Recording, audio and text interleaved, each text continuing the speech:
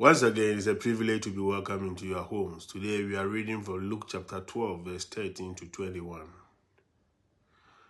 Someone in the crowd said to Jesus, "Teacher, tell my brother to share the inheritance with me."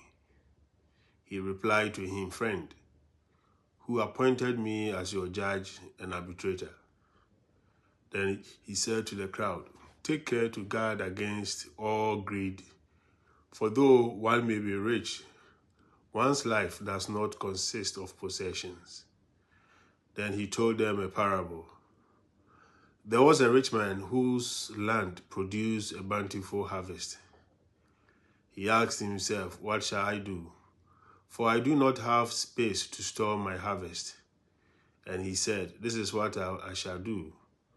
I shall tear down my barns and build larger ones. There I shall store all my grain and other goods, and I shall say to myself, 'Now as for you, you have so much good things stored up for many years. Rest, eat, drink, be merry.' But God said to him, 'You fool, this night your life will be demanded of you, and the things you have prepared, to whom will they belong?' Thus will it be for the one who stores up treasure for himself, but is not rich in what matters to God." We all place a high value on security in its various forms. We like our lives to be financially secure.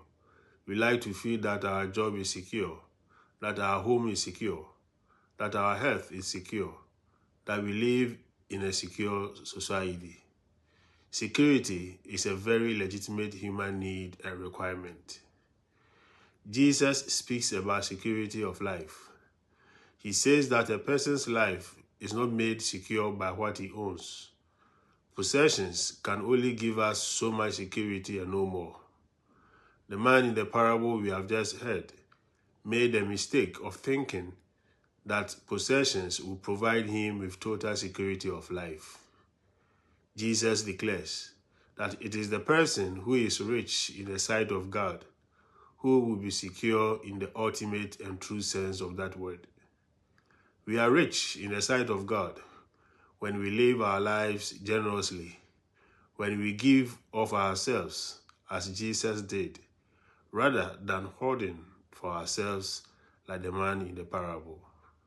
Dear friends, we pray that the same generous spirit that filled the life of Jesus would also fill our lives, so that we will know true and lasting security. Shalom, peace.